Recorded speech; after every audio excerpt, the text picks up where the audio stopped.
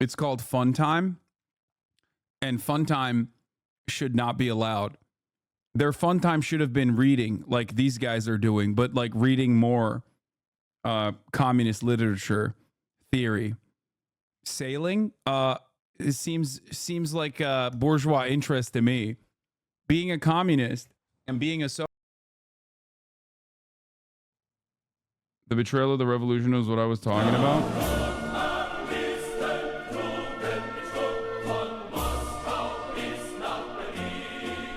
Is the Rus Sir Republic? No.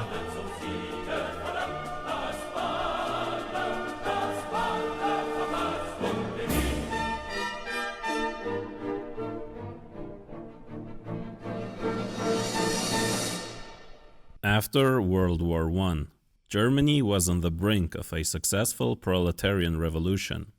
For many people, this period is known merely as representing a change from the German monarchy to the Weimar Republic. In fact, most people are not even aware that there was a revolution at all. There are videos on the internet about this topic, but there is little deeper analysis of the political forces that were crucial in not only determining the future of Germany, but the future of Europe, and arguably the future of the whole world. Chris Harman says that without understanding this period, one can have but an incomplete understanding of the rise of Adolf Hitler and the massacre of World War II.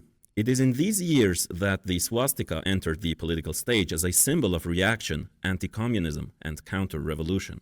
It is quite reasonable to hypothesize that if the, at the time, world's second most powerful industrial nation had turned socialist, the rising workers' movement all over Europe could have had a powerful ally to bring about socialism in their own countries, adding to the massive revolutionary flame that had been ignited in Russia. Russia was a relatively backward country in terms of industrial development. The Bolshevik revolutionaries were hoping and even expecting the victory in Germany as a result of a chain reaction, which would benefit them as it wouldn't leave them isolated on the international stage. Their leader, Vladimir Lenin, declared only months after the successful October Revolution in 1917 that, quote, "Without the revolution in Germany, we are doomed." Since the communist movement fundamentally hinges on the unity of the international working class, it would have been of what could have been, chatters, massive benefit to have an industrially developed socialist ally to support the construction of socialism in Russia. To be fair, we don't know. We don't know what Europe would look like. There could have been a battle line drawn where internal pressures might have escalated against FDR. Maybe the business plot succeeds in that circumstance. Maybe FDR never... maybe the New Deal never occurs, and America is the continuation led by the American Bund movement. Maybe America is the continuation of fascist autocracy, and they try to fight and plunder the rest of the world, and the United States becomes the Germany of World War II. So there's also that aspect of it as well. America turned fascist? No, I mean, America was aligned against the fascists in World War II. But as I say all the time, as I like reiterating all the time, things could have been very different for America. And likewise, it was the Great October Revolution that massively accelerated and supported the establishment of councils all over Hungary, Austria, or Germany. Quote, "We shall achieve victory only together with all the workers of other countries of the whole world," Lenin stated later in April 1918. Defeated revolutions are quickly forgotten, yet from the perspective of the working class, this revolution should not be brushed aside. There is not only lots of lessons to be drawn from this period, but it is immensely inspiring to have history reaffirm that workers' power in Europe is possible, despite the sheer strength of the capitalist class. There are way more Germans who hate Nazis than Nazis. Please acknowledge that. Brother, I'm talking about, and this video is detailing something that you are, I think, unable to understand, perhaps as a German person yourself. We're talking about German liberalism and how it made way for the Nazi movement, how it actually developed momentum for the Nazi movement. This entire video is directly about all of those people who ostensibly now hate the Nazis, because the exact same attitude is growing. The exact same sentiment is growing in Germany at this moment. We're looking at history in order not to repeat its mistakes. But you are, it seems, unable to understand that and are literally saying, no, no, no, we will repeat those mistakes actually, and you will shut the fuck up about it. As we are in the process of repeating said mistakes in Germany. It is this explosive potential of revolutionary inspiration that is among the reasons the history of the German Revolution is twisted or straight up denied. Quote, a German revolution after World War I? A West German undergraduate in my German history survey indicated she had never heard of such a thing, and until the 1960s the same was probably true of most Western academics, said Robert Wheeler in the late 70s. Winston Churchill derided it by claiming it was part of a Jewish conspiracy. Of course, other liberal commentators state that it was in this period that democracy won against dictatorship. Another reason this revolution is not mentioned very often is that it is a period of great shame for the supposedly progressive liberal forces, since it showed how they had zero concerns about collaborating with the most reactionary and bloodthirsty elements of society in crushing the movements that endanger the capitalist system. In Germany, the party mainly responsible for that cooperation, the SPD, has been one of the main ruling forces in the German government ever since, now claiming the chancellor position with Olaf Scholz since 2021. The story of the German Revolution is the story of how that party evolved from the, at the time, most developed Marxist organization to an open representative of capitalism, a supporter of imperialist war and a defender of class society. It is thus key in understanding today's left and the nominal left social democratic parties, since what had become concrete during this revolution isn't just important for grasping the politics of Germany, but in understanding the revising of Marxist principles and their subordination to the bourgeoisie as an international trend. This video will encompass the build-up to the revolution, without which it is impossible to grasp the underlying political forces that led to it, and that ultimately betrayed it. In fact, the betrayal had begun long before the start of the revolution. It's the story of the definite split between social democracy and communism, which would forever shape the socialist movement. In the next part that I'll release within the next few days, we'll talk about the events of the German Revolution and how that split manifested. The content of this part is especially topical, since it enlightens the struggles within the so-called left about the correct Marxist position during imperialist aggression, considering the current war in Ukraine and the danger of escalation into a new world war. Everyone interested in ending capitalism, in Marxism or socialism must learn about this period. This video will be mainly based on these works. They have all their particular biases I don't agree with, so I have tried to synthesize all of those different perspectives while adding a bit of my own analysis. The German state is a fairly recent formation. For multiple centuries, Germany referred to a group of various German-speaking states in Central Europe. They were often very divided and subject to the influence of far greater empires. Most people in these states didn't identify as Germans, but as Prussians, Bavarians, or Saxons. Unlike in France or in other European states, Germany had not managed to overthrow the monarchy. In 1848, inspired by the revolutions in France and elsewhere, the masses in the German states attempted to do the same. One of their goals was to achieve unity. By the end of 1849, however, the revolts were crushed. The German bourgeoisie failed to unite the various German states, not just because it was weaker than France's, but under the threat of a strong proletarian movement, it preferred to ally itself with the monarchic forces. It's not the last time we would see this alliance against the working class in Germany. The structures of the monarchy persevered, but they adapted themselves to serve the needs of the quickly growing business class. Eventually, in 1871, unity was— This is why this is like the first iteration of the welfare state and the development of the welfare state in an effort to continue, I guess, under a monarchy, under a monarchical structure. There was there were like social benefits that basically gave life a extension to the continuation of the same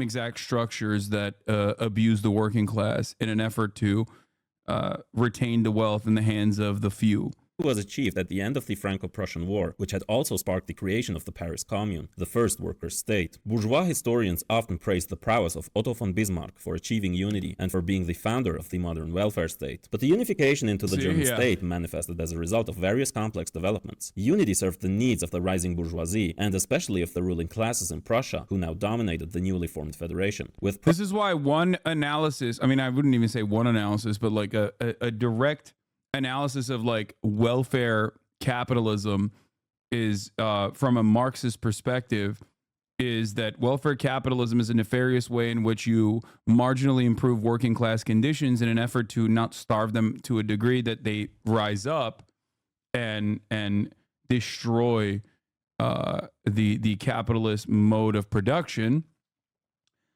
And there is truth to that matter. I mean, it's without welfare reforms, the idea is that capitalism is crushed under the weight of. Prussia containing more than half of the population and most of natural resources. And the establishment of a welfare state wasn't simply out of a concern for the working class. Prussia's king was now also the German emperor, which was Wilhelm I of Prussia, from the imperial house of Hohenzollern. The other states had their own kings or grand dukes. Each state had their own version of governance, with Württemberg even adopting universal suffrage. The imperial government was responsible for policy regarding the whole country, such as the navy, commerce, and foreign relations. The emperor delegated those matters to the imperial chancellor, which was Otto von Bismarck. The chancellor title is still in use in Germany for the head of government today. This unified German state now quickly transformed itself into the second greatest industrial power in the world, even overtaking Great Britain, and thus creating a large working class within a short period of time. Concessions were made to the petty bourgeoisie and some minor ones to the working class, both as a byproduct and political convenience of the rising German capitalism. But the state continued to be ruled by the Prussian landowning aristocracy, the so-called Junkers, of which Otto von Bismarck was the most prominent. These ruling classes weren't subject to the Reichstag, the empire's parliament, chosen by male suffrage and with little to no actual power, and which ultimately answered to the emperor. Most of the liberal middle classes had been won over by the monarchist National Liberal Party. Bismarck had used the interests of the bourgeoisie to advance German industry and the interests of the upper middle classes to consolidate the new bourgeois hierarchy. Those concessions were not irrelevant. Within the first 10 years, life expectancy rose by over 10 years, and 12-hour working days became 10-hour days. Otto von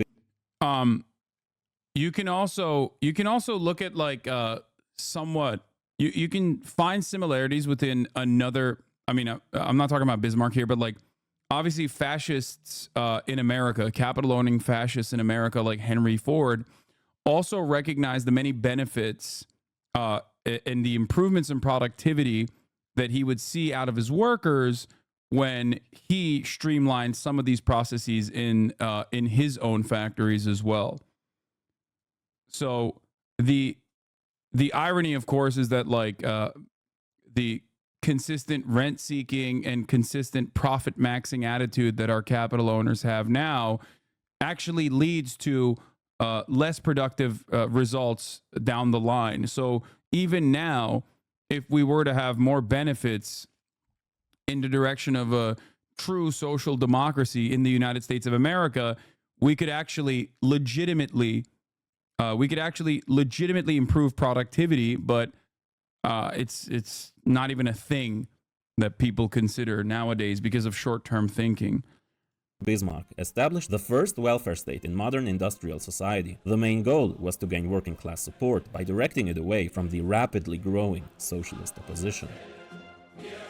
Social democracy today refers to something entirely different than what it used to in the 19th century. People of the revolutionary left used to call themselves social democrats, such as Rosa Luxemburg and Karl Liebknecht of Germany, or Vladimir Lenin. The Bolsheviks were part of the Russian Social Democratic Labor Party, which was firmly based on the theories of Marx and Engels. The biggest social democratic party at the time was the Social Democratic Party of Germany, or the SPD. Lenin, up until the beginning of the 20th century, praised the SPD as the most advanced social democratic organization, saying that German social democracy, quote, had always upheld the revolutionary standpoint in Marxism. The change in the meaning of social democracy roughly went like this. First, it meant Marxism. Then, it meant socialism, but through Desperate for pussy voice.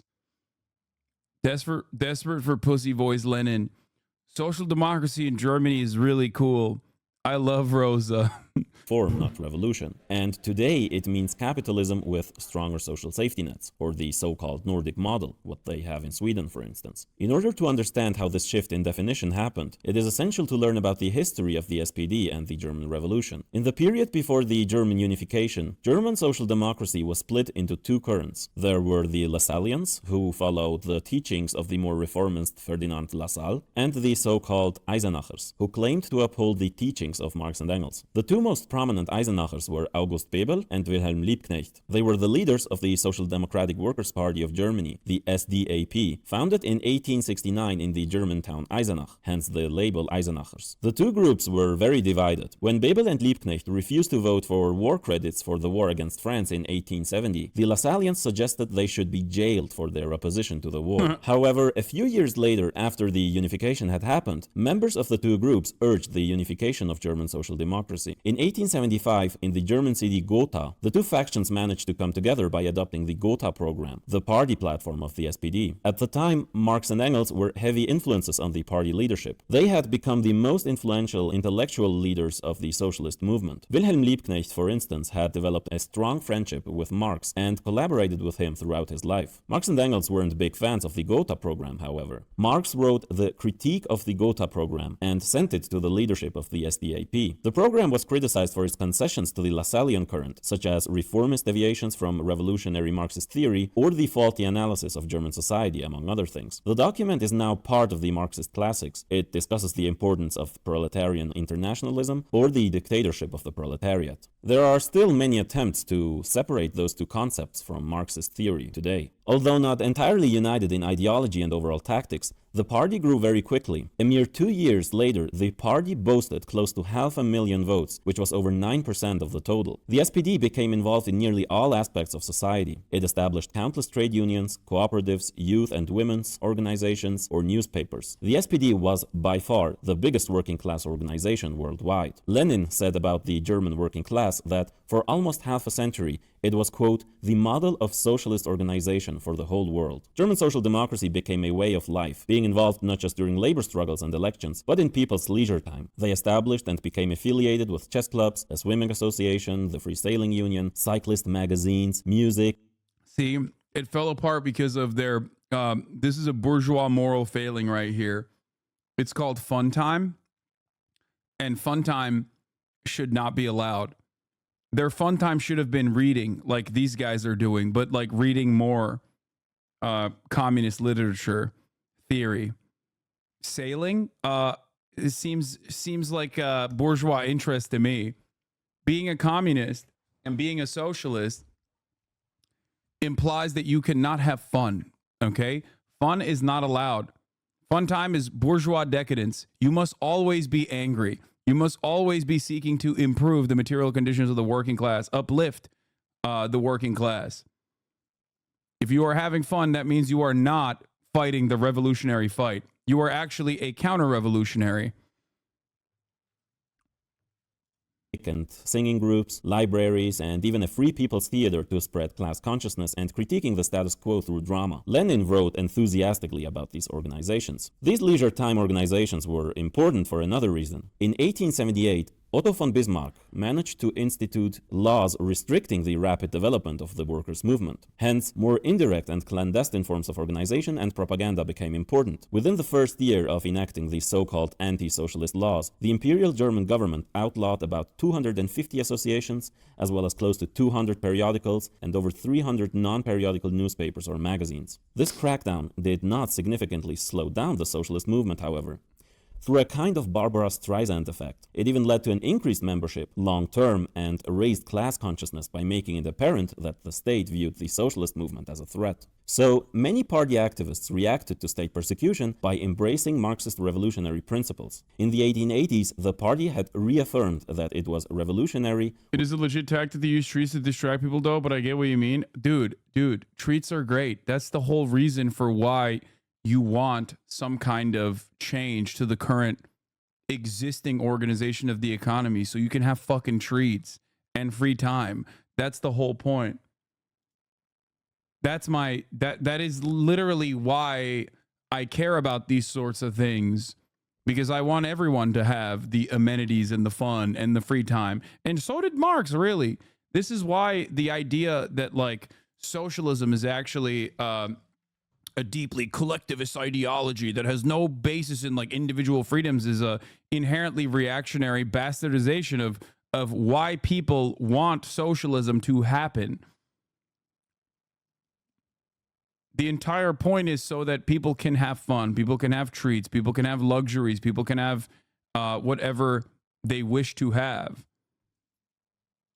with no illusions in parliamentary methods. However, although repression failed to destroy social democracy, it did lead a great part of the party toward a more moderate direction and opportunism. Since the laws didn't outlaw participating in the electoral theater while hurting the most radical and visible activists. August Bebel wrote in a letter to Liebknecht that a position in the Reichstag, quote, satisfies their ambition and their vanity.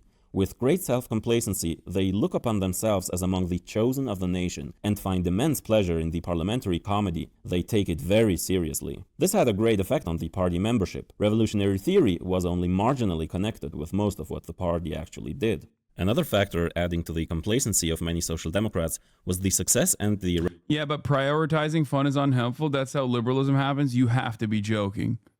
You cannot be serious right now. I don't believe that you're being serious. I'm going to assume that you're joking.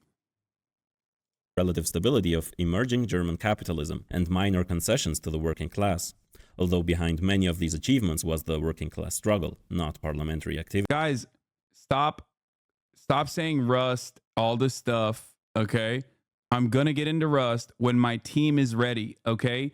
None of them are ready right now. What do you want me to do? Do it on my own? No, I'm waiting for my fucking team. What was crucial was I'm going to eat, we're going to watch this, and then I'm going to play Rust. That capitalism had entered a new stage at the turn of the century, its highest and last stage according to Lenin, imperialism. In addition to the profits appropriated in their own countries, the monopoly capitalists now increasingly appropriated so-called super profits from the colonies and semi-colonies. Capitalists in the imperialist countries could now use those extra profits to, quote, bribe, unquote, the working classes in their own states, leading to higher wages for a section of the working class, which came to be called the labor aristocracy. For instance, well-paid managers, bankers, or engineers. Though still part of the working class, many of these people see themselves as superior in social status, weakening class solidarity. It is this social stratum, Lenin says, that became the basis of various social democratic parties in Europe. He wrote, quote, this stratum of workers turned bourgeois, or the labor aristocracy, who are quite Philistine in their mode of life,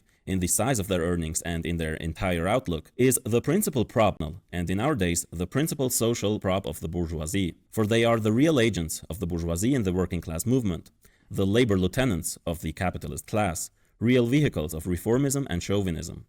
In the civil war between the proletariat and the bourgeoisie, they inevitably, and in no small numbers, take the side of the bourgeoisie. This was also reflected in the composition of party leadership that became increasingly dominated by so-called high-skilled professionals or small business owners. This and the relative peace in Europe nourished complacency. Would you characterize the HVAC business owners as labor aristocracy? No. HVAC business owners would be firmly petty bourgeoisie. Small business owners are in the petty bourgeoisie camp. They are capital owners. Their earnings are obviously marginal in comparison to big business, but ultimately they themselves still hire labor. They are a part. Sometimes they literally work as well. In many instances, they work as well, but they are petite, tiny, small business owners, but their revenue growth and their wealth relies on still relies on hiring other workers. So ultimately, they are still very much aligned in class interests with larger business owners. Labor aristocrats, on the other hand, would be the professional managerial class, doctors, engineers, lawyers, and the like. And the belief that maybe incrementalism was the way forward. However, we need to keep in mind that higher wages under capitalism does not mean lower exploitation. Shorter working hours usually go along with higher intensity of work under capitalism. The progress in productivity meant that wages could be improved in absolute terms, but in relative terms, exploitation increased. This means that while wages increased a little bit, they didn't keep up with the increased productivity, which overwhelmingly benefited the income of capitalists. As one economic historian explains, the, quote, relative income of the workers in 1914 was only about 1/3 of what it was in 1860. The rich had become enormously richer and the national wealth of Germany had grown, but the workers' share in this wealth had declined rapidly. The relative deterioration of the workers had proceeded at a speed probably unsurpassed in any country in Europe. But it takes political consciousness to understand this. The great majority could obviously be fooled by the dominant narrative, just like today. Many radicals who came back to Germany from their fleeing from the anti-socialist laws had lost their revolutionary fervor. And one of them, your average defense attorney that does like family law or criminal law for people who do not make that much, just throwing that out there. Okay, one thing to remember is that like Engels is directly a factory owner. Okay, it doesn't change the dynamic in his advocacy in any meaningful capacity. You can literally be in certain instances a capital owner and still be very foundationally important in expressing revolutionary sentiment. Just like the labor aristocracy does not necessarily mean that you are going to, if you're a lawyer or a doctor or whatever, doesn't mean that you are going to ultimately align with the interests of the capital owning class. Okay? It doesn't work that way at all. A lot of people immediately think like, "Whoa, what the fuck? This is call out." It's not as black and white. Was Eduard Bernstein. Castro was the owner of a sugar farm. Yes, Fidel Castro unironically used the military, just like everywhere else, to seize whatever the land allotment was that went beyond what the government at the time decided.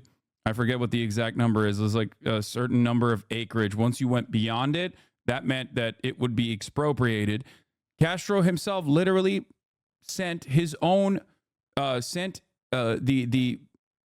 military to his own family's sugar farm.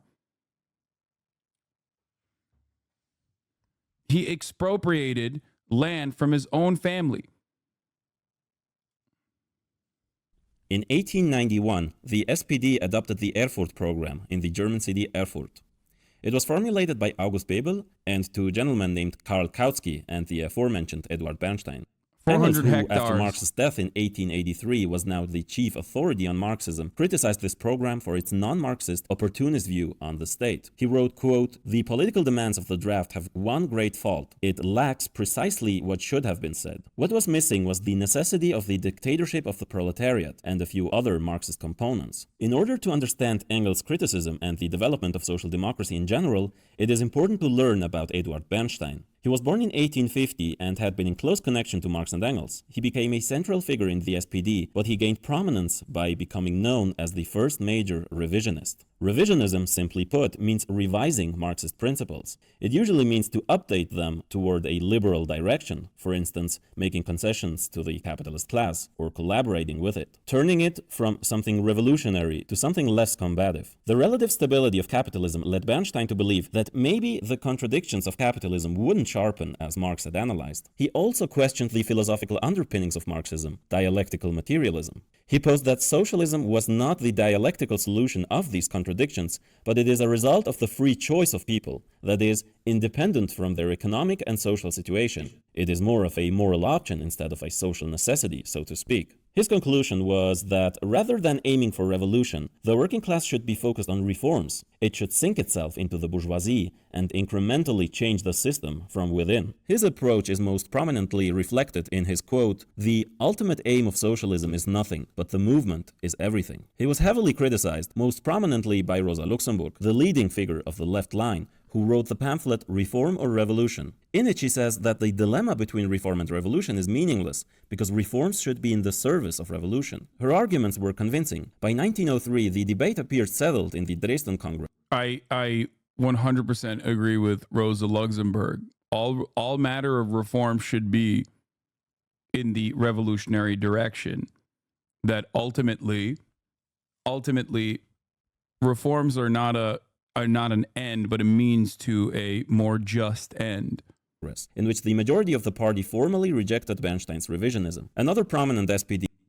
This still does not mean that you do not participate in an unjust system I think people misunderstand a lot of this, where they personally, this is the difference between a lot of people who come in here and they're like, Hasan, when will you give up on bourgeois democracy? Blah, blah, blah. Like electoralism. No, thank you.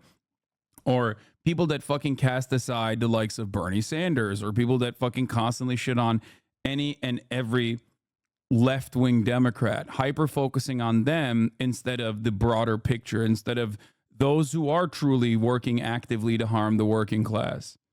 Okay? It's silly for me in particular. I don't personally understand it because for me, I look at the immediate material conditions.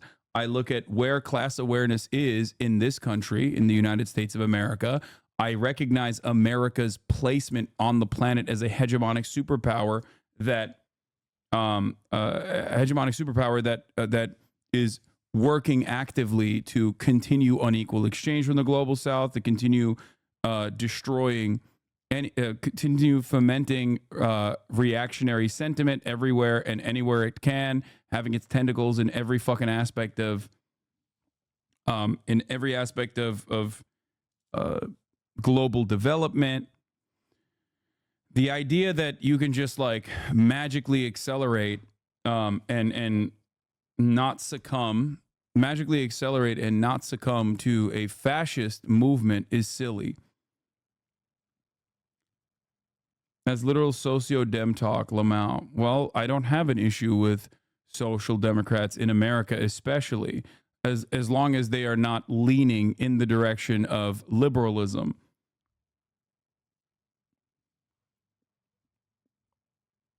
A foundational social democratic principle would be literally fucking offering some kind of universal health care for all members of American society unconditionally. We don't even have that in America, okay? Would just like immediately jump multiple steps and be like, revolution now is idiotic. It doesn't work that way.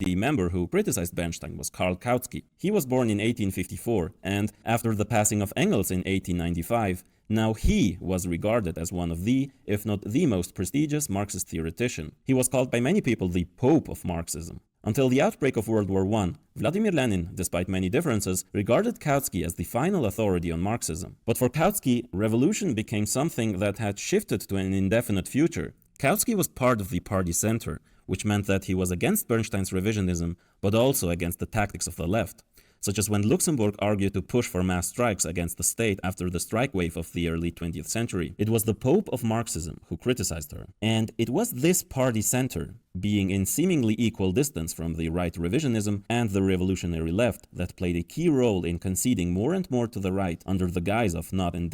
Lenin literally acknowledged her analysis on reform in liberal democracies in Europe. People don't get this. People just act as if she means electoralism is the end-all be-all. It's not. She emphasizes revolutionary Marxist parties should be participants in bourgeois electoral process to instill revolutionary principles. Endangering party unity. However, for those not fully aware of inner party struggles, German social democracy still seemed to be committed to socialist revolution. In the meantime, the day-to-day practice of the SPD was fully committed to non-revolutionary activities. The defeat in the general elections of 1907 convinced the leaders that it was the extreme left and their revolutionary phraseology that was responsible for their loss in support, a charge reminiscent of today's liberal parties. One of the core issues of that campaign was the German colonization of Southwest Africa. A large part of the party leadership came quite close to the politics of the growing pro-monarchist parties, with some even using Marxist terminology to justify national defense and even colonialism. Also reminds us of many supposed Marxists today. The right line came to increasingly dominate the social democratic organizations, especially when it came to responsibilities in fields such as finance, the newspapers, trade union leadership, and the running of election campaigns. This was reflected in the composition of party membership, which came to be increasingly dominated by proprietors of small businesses. In 1907, less than 15% of the membership was composed of those who fell under the label workers. In 1911, about 50% of the members were represented by only 27% of delegates. There was an increasing discrepancy between the leaders and the led, with the petty bourgeois section disproportionately being part of the leadership. This rightward shift culminated when Friedrich Ebert, leader of this right line, became party secretary in 1906 at the age of 36, and after the passing of August Bebel, became the chairman of the party in 1913. Ebert was known as an efficient organizer, intensely practical and cold. He would soon prove to be the chief ally of the bourgeoisie. History mainly remembers two names of the communist movement in this time in Germany. Those are Rosa Luxemburg and Karl Liebknecht, courageous fighters for the working class who were to be murdered in the same January night in 1919. But in truth, those two merely represented a whole revolutionary current rapidly growing in Germany, little by little separating itself from the SPD. Born into the party in 1871 as the son of Wilhelm Liebknecht, one of the party's founders, Karl Liebknecht was to become known to many as the personification of German Bolshevism. The lawyer was imprisoned for 18 months under the charge of high treason in 1907 after publishing his popular pamphlet Militarism and Anti-Militarism, which made him the boogeyman of the German nationalists and a hero of the socialist struggle. The SPD leadership looked at Yes, I'm going to do Rust today. I'm going to do Rust today. I'm going to do Rust today.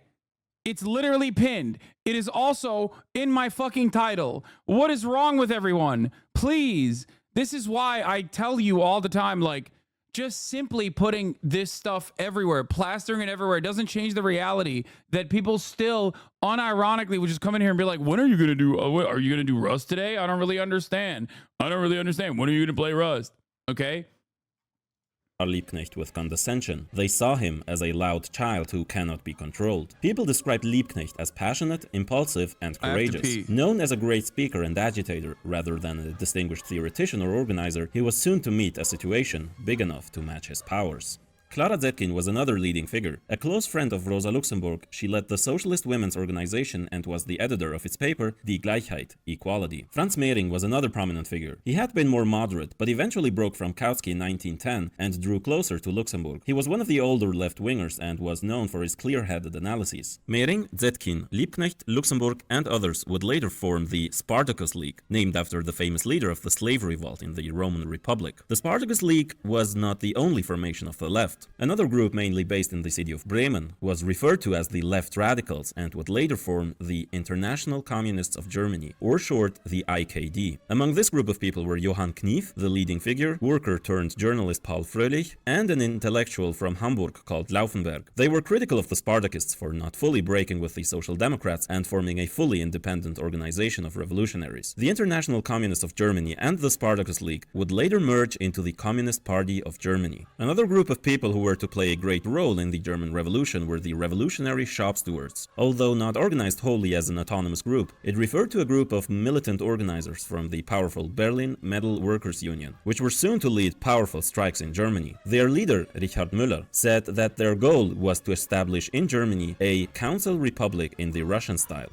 However, none of these men caused so much respect and sometimes outright fear as a woman from Polish origin. Rosa Luxemburg was born in Poland, which was under the Russian Empire, and became a German citizen in 1897. Like Lenin and other socialists, she emigrated to Switzerland in 1888, as Switzerland was a popular refuge for socialist activists at the time. There she met Leo Jogiches, who was to become one of her closest allies as a close partner in the Spartacus League. Together they founded the Social Democracy of the Kingdom of Poland and Lithuania, and played a great part in Poland during the Russian Revolution of 1905, which got them several months in prison. However, she's mostly known for the role she played in German social democracy. In 1910, the most famous social democratic papers, Vorwärts and Die Neue Zeit, refused to publish her articles arguing for a mass strike. Franz Mehring and other left-wingers increasingly became subject of party censorship as well. Karl Kautsky, who was the founder and editor of Die Neue Zeit, was chiefly responsible for this. Already in 1895, Engels was angry at Kautsky and Bernstein for editing his introduction to an edition of The Class Struggles in France, written by Marx in 1850. They had edited it in a way that made it seem like he was a proponent of a peaceful path to socialism. From 1910, Mehring, Luxemburg, and Anton Pannekoek, an influential Dutch Marxist in Germany, finally broke with Kautsky completely. At the time, repudiating Kautsky was not an easy thing to do. Even Lenin, who would later drag Kautsky in his writings as a renegade and opportunist, didn't think it was a good idea at the time, calling Luxembourg's accusations against Kautsky an exaggeration. Amidst heatening imperialist pressures, Luxembourg was again prosecuted in 1913 after making an anti-militarist statement in a speech. She was known as an effective polemicist, orator, and a teacher. Lenin later called her an eagle. Although a great critic of the revisionist line, she still clung to being part of the social democratic organizations. Many Marxists would criticize her for not putting enough emphasis on independent leadership, clinging on being part of a mass party, even if that party leadership has an incorrect political line. Rosa Luxemburg was a great organizer and revolutionary. However, there was, according to Pierre Brouet, a great price to pay for her refusal and failure to organize into a cohesive, independent left force before the outbreak of World War I in 1914, the first global war, and a war which would change the socialist movement forever. More often than not, the story of World War I begins with the murder of Archduke Ferdinand, the heir to the throne of Austria-Hungary, by Serbian teenager Gavrilo Princip, after which Austria-Hungary declares war on Serbia and then suddenly drags all the superpowers into a global war. Of course, the real causes behind the war go much deeper. Among the most important ones was the increasing success of German capitalism, which caused trouble for its rivals. While weaker in terms of industry, Britain and France had vast empires which came into conflict with Germany's expansionist interests. They sought to protect their territories by allying with Tsarist Russia against Germany, who was allies with the decaying Turkish Empire and Austria-Hungary. These competing blocs caused increasing friction in Southeast Europe, Africa, or the Middle East. Let's not get into that too much. You know what I mean? Let's not. I mean, that's neither here nor there. You know what I mean? It's just it happens. You know, it happens.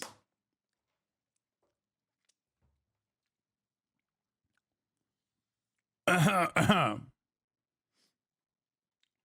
of time before these tensions would explode into a worldwide war. For Lenin, the First World War and its politics cannot be understood without grasping the underlying economic essence of imperialism. In one of the prefaces of Lenin's seminal Imperialism, the Highest Stage of Capitalism, Lenin writes, quote, "The war of 1914 to 18 was imperialist, that is, an annexationist, predatory war of plunder on the part of both sides. It was a war for the division of the world, for the partition and repatriation of colonies and spheres of influence of finance, capital, etc. Proof of what was the true social, or rather the true class character of the war is naturally to be found not in the diplomatic history of the war, but in an analysis of the objective position of the ruling classes in all the belligerent countries. And this summary proves that imperialist wars are absolutely inevitable under such an economic system, as long as private property in the means of production exists. The tens of millions of dead and maimed left by the war, a war to decide whether the British or German group of financial plunderers is to receive the most booty. The seeming stability of capitalism, so much praised and emphasized by the revisionists, turned into bloody class conflict and the most deadly war humanity had seen within days. The general mood in Germany at the outbreak of the war is typically portrayed with joy, enthusiasm, and lust for adventure. Women sprawling flowers over the marching soldiers. While partly true, more recent research has further revealed that this picture is a myth and does not quite represent the whole sentiment of the early days. In Berlin alone, there were 50,000 pro-war demonstrators against 100 to 200,000 anti-war protesters, which are often not mentioned. In fact, even before the outbreak of the war, huge masses, even among the more conservative ones, went to the streets to protest against the looming war. Why do you love glazing the Ottomans so much, Hasan? Aren't you meant to be anti-imperialist? Because I love the Ottoman Empire, because under the Ottoman Empire, no one would see a 3-minute ad break because everyone would be subscribed to the top of the hour. Supposed mass support for the war is among the reasons Social Democrats then and today try to justify the SPD voting for the Kaiser's war credits. On the 25th of July 1914, the party issued an anti-war statement, which read, "The class-conscious German proletariat raises a flaming protest against the machinations of the warmongers. Not a drop of any German soldier's blood must be sacrificed to the power hunger of the Austrian ruling clique, to the imperialist profiteer." A mere 10 days later, on August the 4th, the party declared it would be voting for the government's war credits. It proclaimed, "For our people and its peaceful development, much, if not everything, is at stake in the event of the victory of Russian despotism." Good thing Germany does not have that same militaristic smoke in the aftermath of World War II against Russian despotism again. And for the record, at the time, of course, we're talking pre-revolution. So obviously, not exactly the Russia that you know as the USSR, And the current state of Russian affairs also does not reflect any kind of socialist sentiment. Much to consider. Much to consider about how history repeats itself, but sometimes I guess not the good parts. Our task is to ward off this danger, to safeguard the civilization and independence of our own country. We do not leave the fatherland in the lurch in the hour of danger. After the majority of the party had voted for the war, it adopted the policy of Burgfriedenspolitik, castle peace politics in English, a social truce, which means that for the time being, for the sake of the fatherland, the party and the affiliated unions would not criticize the government or call for strikes. This term is still in use today in German-speaking countries to refer to class collaborationism of social democratic parties or other nominally left organizations. It was not until months later, against the pressure of the entire ruling class and the public opinion it dominated, amid a climate when any opposition to the war would earn you accusations of treason and allegiance to Tsarist Russia, when Karl Liebknecht defied party discipline and proclaimed in public his opposition to the war by voting as the only social democrat in the Reichstag against the war credits on December 2nd. He spoke, quote, "I am voting against the war credits bill today for the following reasons. This war, which none of the peoples involved desired, was not started for the benefit of the German or of any other people. It is an imperialist war, a war for capitalist domination of the world markets and for the political domination of the important countries in the interests of industrial and financial capitalism. The slogan against Tsarism is being used, just as the French and British slogan against militarism, to mobilize the noble sentiments, the revolutionary traditions and the hopes of the people for the national hatred of other peoples." This show of courage would make Liebknecht one of the symbols of the anti-war movement. He gave the anti-war voices a platform. Classic. It seems like you want Russian barbarism to take root in the entirety of beautiful Europe, which is so much better than that sort of disgusting orc-like behavior. Wow, you want a ceasefire, dude? It's appeasement, literally. Around which war opponents could rally and feel supported by at least some force within politics. Other prominent members of the revolutionary left voiced their opposition to the war, such as Luxemburg, Clara Zetkin, and Franz Mehring. Several SPD members were purged from their positions after showing opposition to the war. Luxemburg soon landed in prison. Liebknecht was conscripted to the war despite being older than 40, and then later landed in prison as well. The general mood changed soon, however. Soldiers came back with stories about the war's horrors. Enthusiasm for the war began to wane. Anti-war protests increased rapidly. The SPD could have easily made use of this energy to take a critical stand against the war which was dragging on and on. All pretense about self-defense became empty and laughable. By now it was clear to most that the German Empire was aiming at expanding its power. At the start of the war, state and military leaders of the belligerent powers estimated the war would be over within months. The first German chief of staff, Schlieffen, said that a long war was inconceivable. As the armies got bogged down in the trenches, it wasn't only the soldiers that had to suffer and die for their imperialists. The whole economy needed to be milked to run the war machine. Living standards were hit immediately. Food supply crashed due to people from agriculture being conscripted or because of the blockade. The caloric value of the weekly diet fell to half of what a person needed on average to survive. People worked within a war economy, with mass production ramping up, bringing suffering workers closer together. So while the war crushed many links of organized labor, in a way it created conditions for more explosive organization. On May 1st, Karl Liebknecht addressed the May Day rally by shouting, "Down with the war, down with the government," before being taken into custody and receiving a 4-year sentence, landing again in prison. The 1 million strong SPD was the dominant power contesting the Prussian state for legitimacy. It was the time to mobilize the masses against the state. But to the revolutionary left, it was clear that German social democracy had abandoned Marxism long ago.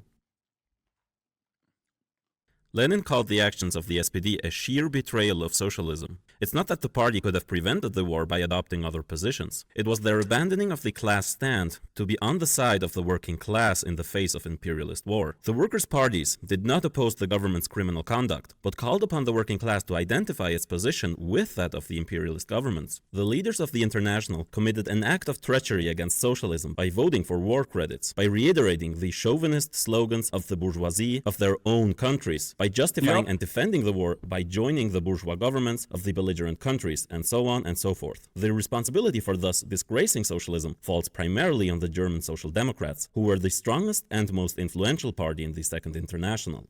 The Second International was an organization of various socialist parties around the world. Before the outbreak of the World War in 1912, after tensions were increasing everywhere, leading already to the Balkan Wars or the Italo-Turkish War, the Second International agreed on a declaration in the Swiss city of Basel, basing itself on two famous paragraphs of the earlier Stuttgart. They are looking at this entirely wrong. Thinking about a potential future where socialism won in Germany, when in fact they should have implemented socialism immediately in Turkey, in the Ottoman Empire, and instead of having a bourgeois, liberal, post-colonial state, the Turkish Republic, they could have had a socialist state. And then Turkey wouldn't be a part of NATO. The world would be the socialist Ottoman Republic.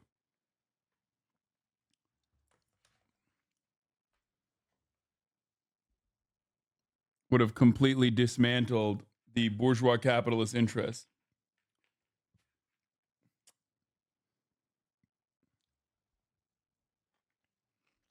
Resolution, which were mostly the work of Rosa Luxemburg and Vladimir Lenin, it stated, quote, "If war is declared, the working classes in the countries affected, as well as their parliamentary representatives, have the duty to mobilize their forces to prevent hostilities from breaking out, with the support of the coordinating activity of the International Bureau, by applying those means which will seem the most effective to them, means which evidently will vary according to the more or less aggravated turn which the class struggle may take, and in relation to the general political situation. If, in spite of their efforts, war should break out, their duty is to struggle actively for a speedy end to the fighting, and to make every effort to use the economic and political crisis which the war causes to rouse the people, and in this way to speed up the abolition of the rule of the capitalist class." The breaking of most European socialist parties with this resolution had a far-reaching historical significance. According to Lenin, quote, "Why didn't the Turkish socialism timeline happen? One, bourgeois revolution.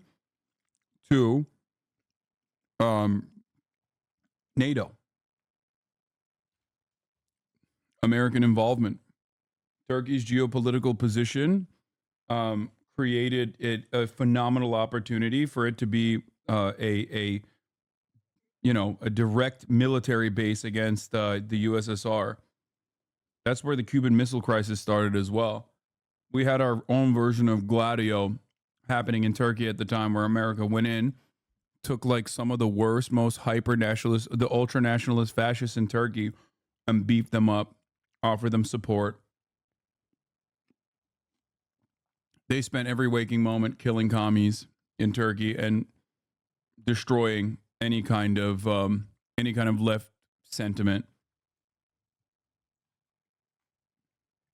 This collapse has been mainly caused by the actual prevalence in it of petty bourgeois opportunism, the bourgeois nature and the danger of which have long been indicated by the finest representatives of the revolutionary proletariat of all countries. This opportunism was evident before the outbreak of the war through the emphasis on the legalist, reformist, and parliamentary approach, and class collaboration. The backing of the imperialist efforts was only the crowning of this trend towards resignation and compromise with the capitalists.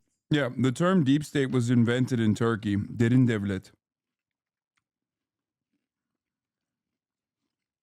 Like literally, it is a term that originates from Turkish terminology.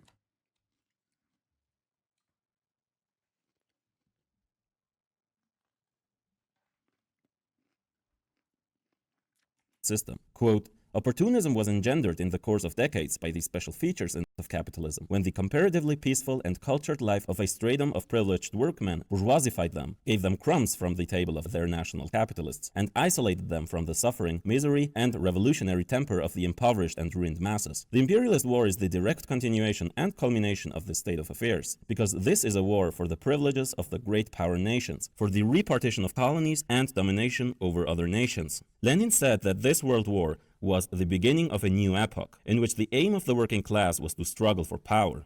Quote, "The conversion of the present imperialist war into a civil war is the only correct proletarian slogan, one that follows from the experience of the Paris Commune and outlined in the Basel Resolution. It has been dictated by all the conditions of an imperialist war between highly developed bourgeois countries. One must be blind not to see bourgeois and petty bourgeois influence on the proletariat as the main and fundamental cause of the International's disgrace and collapse in 1914. Lenin was accused You have a lot of influence over the Western left. Do you plan on facilitating another communist international, or do you see another approach? Yeah. You're right, man. I'm going to do another international. Dude, take off the fucking horse blinders. I'm literally a Twitch streamer, okay? That is the most nutty thing I've ever heard.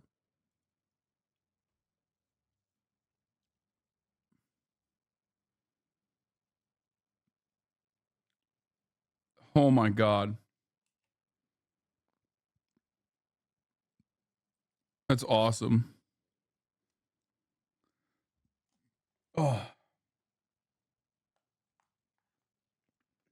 Accused of causing the schism in the socialist movement. But from Lenin's point of view, it was not him and the other Bolsheviks trying to split the left by defending Marxism and rejecting liberalism. It was the opportunists who reject Marxism and defend liberalism. This is a common narrative that is still deployed against revolutionaries, that they are dogmatists, or that they are not pragmatic by clinging on to principles. Well, if you look at the SPD today, or other examples of revisionism, which are fully immersed in the imperialist system, you see that Marxists might have very good reasons to struggle for the correct political positions. There was another narrative that was put forward to defeat and even co-opt the Marxist standpoint. As the proletarian internationalist and the class struggle perspective grew, the ruling classes of Germany sought to combat it with the probably most effective bourgeois counter-narrative, nationalism. The goal was to reconcile the working class with the German Reich, to dilute class struggle by putting all members of a nation in the same team. Prominent apostles such as And that shit worked real fucking good. Stöcker sought to this day. integrate the idea of the proletariat as part of the national community. Friedrich Naumann, a racist pastor and liberal politician, who later co-founded the German Democratic Party, sought to combine non-Marxist socialism with nationalism and liberalism, proposing social reform as a means to prevent class struggle. And of course, we know who later picked up the idea of National Socialism and how nationalism served to dilute the class struggle perspective then as well. But this will be the topic of another video that is coming soon. This is why MAGA communism is a laughable concept in general. Like any kind of Nazbol sentiment, any kind of like national Bolshevism, any kind of sentiment that like brings nationalism into the equation immediately destroys any revolutionary aspect in the direction of socialism. You just can't do that. That's not a real thing. Okay? It's not. It is inherently reactionary. It's inherently counterproductive. It is inherently oxymoronic. It's just it's not dialectical. It's not materialist. It's not, well, I wouldn't say it's not dialectical. I guess it's not materialist at all. The concept of a nation state and nationalism as an extension of that concept is inherently not materialist. It's completely spiritual. It's ideological. You just made it up. You're like, oh yeah, me and all my neighbors, like we all, the people living in this fucking plot of land that we designed as a state are all, we're all united on our own values, on our own principles, on our shared principles. Is yet another way to mystify class struggle. In America, we don't really do it that much because I fear that we have better mechanisms of control.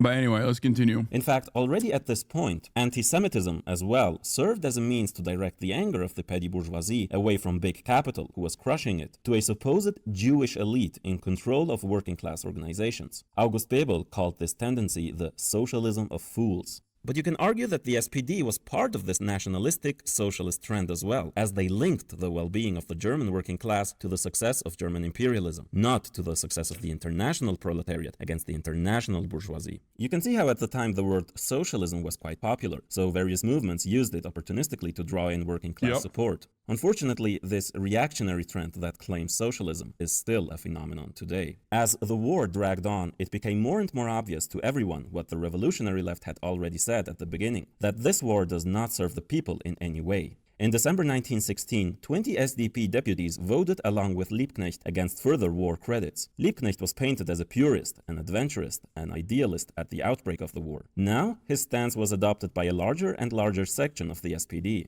Eventually, 40% of the socialist deputies opposed the war. However, as the Vorwärts pointed out, those who opposed the war represented more voters than the deputies who were pro-war, thus actually representing the majority. In January 1917, the SPD under Ebert expelled those who voted against the war, and these people went on to form the Independent Social Democratic Party, Unabhängige SPD in German, or USPD. The old SPD was now referred to as the Majority SPD, or MSPD. The USPD was a mixed group of different trends, united by their anti-war position. Among them were Eduard Bernstein and Karl Kautsky, who now opposed the war as well. They had supported it in the beginning. And members of the Spartacist group, such as Luxemburg and Liebknecht, who for the time being refused to split from this party, as mentioned before. There would soon ensue a world historic event that would massively boost and inspire the anti-war movement and accelerate the end of the imperialist slaughter. One of the chief revolutionary theorists who opposed working-class support for the war and upheld the fight for socialism as the correct Marxist position went on to actually implement the Marxist ideas that the revolutionary left had argued for this whole time. Vladimir Lenin and the Bolsheviks had seized power in St. Petersburg in November or in October according to the old style of the calendar. Every German was soon to learn that the people from a country the German state represented as the quote enemy number one unquote had been overthrown. Despite state censorship, the increasingly suffering and radicalizing working class had seen that revolution and an end to the war was possible. The German Minister for the Interior spoke of, quote, the intoxicating effect of the Russian Revolution. Social Democrat member of the Reichstag, Hugo Haase, warned the government, quote, does the Chancellor want the German masses to end up speaking Russian? Spartacist Fritz Heckert said, the German proletariat must draw the lessons of the Russian Revolution and take their own destiny in hand. This sentiment was reflected by the German working class, and the German state tried as hard as they could to defuse the explosive potential the October Revolution had brought with it. The argument of national defense made by the SPD sounded even emptier after the victory of the Bolsheviks. They could no longer claim that Russian tyranny presented a danger. The leadership of the USPD praised the revolution, quote, the working class has taken which is infinitely scarier. In the eyes of the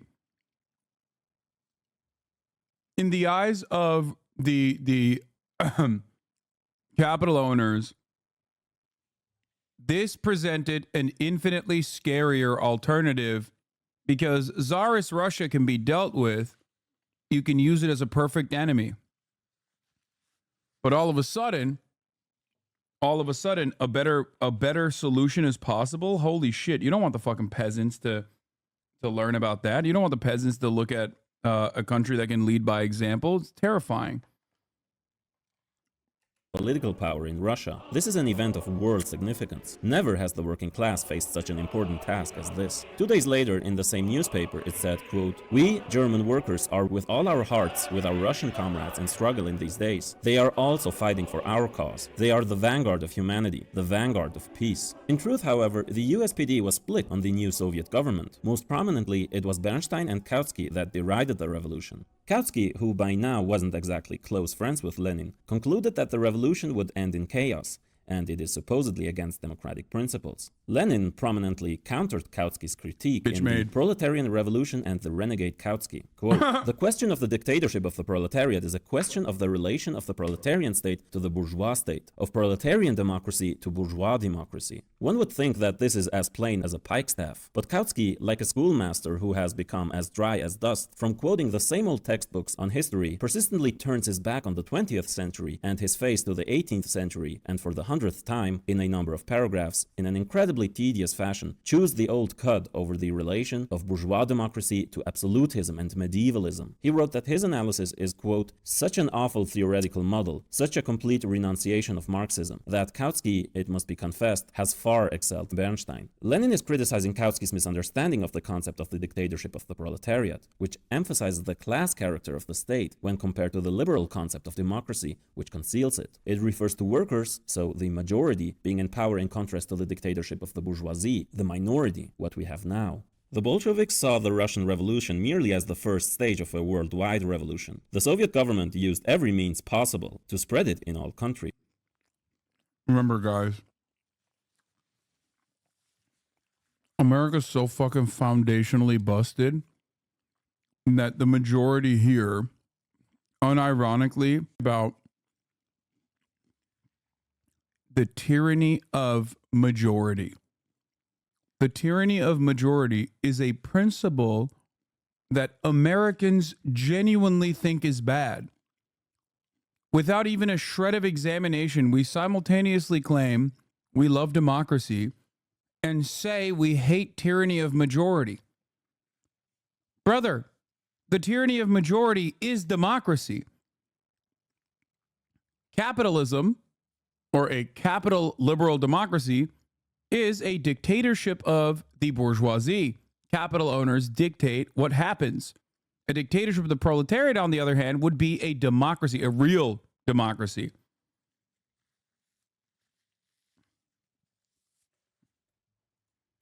They even used the German-Russian peace negotiations at Brest-Litovsk on the 26th of November as a platform to spread the revolutionary message, and in particular to address the German workers and soldiers. Karl Liebknecht wrote from his prison cell, quote, "Thanks to the Russian delegates, Brest has become a revolutionary tribune. It has denounced the Central European powers, the lies and the hypocrisy of Germany. With the help of many social democrats, sympathizers of the October Revolution would spread thousands of leaflets in Germany to agitate for the revolution. The German military leaders exploited the Russian rush for peace and negotiated a peace settlement heavily in favor of the German Reich. The agitation for strikes and revolution by the Bolshevik delegation was heard, and on January 14th, a major strike broke out in Budapest and soon all over Austria and Hungary. It was estimated that 250,000 workers were on strike in Vienna alone, and thus began what historian Franz Borkenau at the time called, without exaggeration, quote, "the greatest revolutionary movement of properly proletarian origin which the modern world has."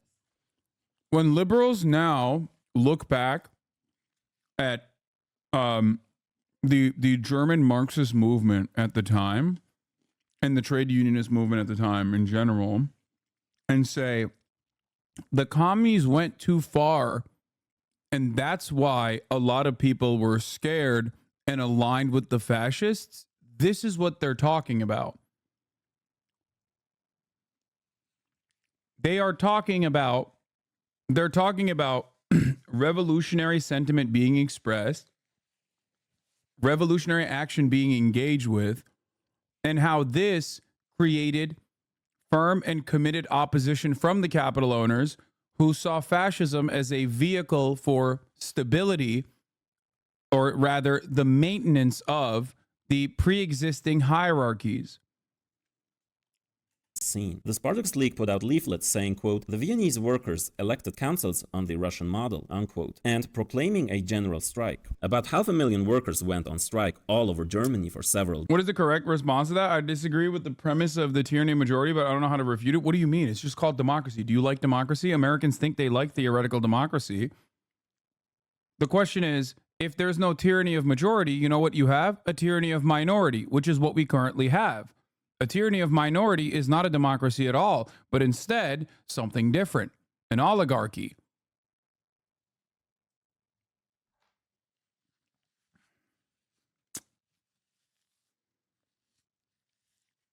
Days. Soldiers began to understand they didn't give their lives to defend Germany while the officers sat idle, sending them to their useless deaths. Sailors in northern Germany got organized and undertook various protest actions. The movement eventually failed under the violence of the military might, and its leaders were executed. The others received multiple years of hard labor each. The sailors had learned an important lesson: that you can take on the state's military machine with non-political peaceful protests. The main problem with the strikes was that there was no revolutionary organization guiding it towards revolutionary aims. Leo Jogiches wrote they, quote, "did not know what to do with the revolutionary energy. Most crucially, there was no independent revolutionary party to undermine the confusion intentionally caused by the right-wing social democrats to diffuse the anger of the masses. Nobody could, at that point, openly declare their opposition to the strike movement without losing credibility among the masses. So the liberal opportunists do what they can do best. They co-opt the movement and try to suffocate it from within. The USPD was definitely not that revolutionary.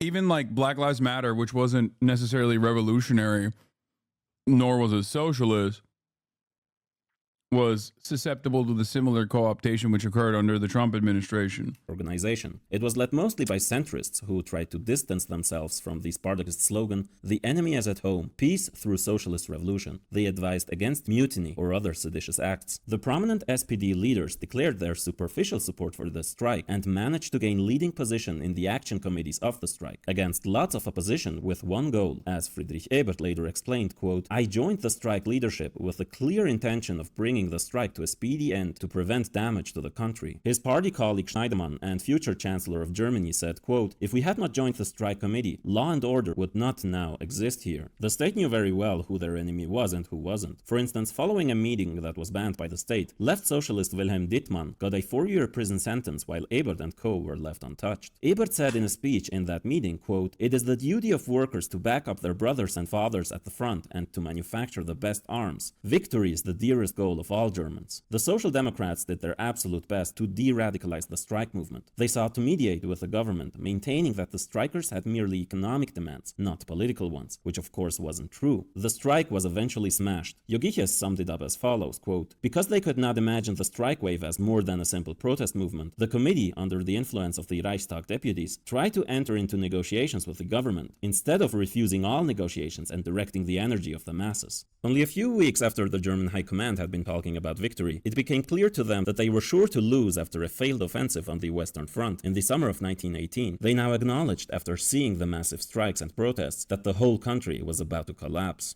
The only way to ensure stability was to negotiate for peace immediately and to liberalize the government in order to prevent a total breakdown. The leadership of the Prussian military suggested to the Kaiser that there was no choice but to bring the SPD into the government. Secretary of State Hintze famously said, quote, "It is necessary to prevent an upheaval from below by a revolution from above." The MSPD was of course in full agreement with demanding the emperor's resignation. They wanted to gain the initiative over the revolutionaries whose support was rapidly growing. No, I didn't say anything disparaging about Linux. I love Linux. What? But the emperor refused and settled in the headquarters of the German army in Spa, in Belgium. The Kaiser's liberal-leaning cousin, Prince Max von Baden, was chosen as the chancellor, and concessions to the German war. Philipp Schneiderman of the SPD was among the politicians who were now let into the government and conduct the so-called October reforms to liberalize the government and negotiate a peace deal with US President Woodrow Wilson. All with one goal, to preserve the monarchy. Part of this maneuver was to be able to shift blame for the loss of the war on the Social Democrats in order to save any legitimacy that was left for the monarchy. Friedrich Ebert was of course totally okay with this. His ascension to state power was too close to refuse it. In a meeting of party leadership, he warned, quote, "If we don't come to some understanding with the bourgeois parties and the government, then we will have to let events take their own course. Then we will be resorting to revolutionary tactics." A similar development would take place to that experienced in Russia. Part of the concessions to the working class was the releasing of Karl Liebknecht from prison, but all those maneuvers were not enough to calm the anger of the masses and to defeat the specter of revolution.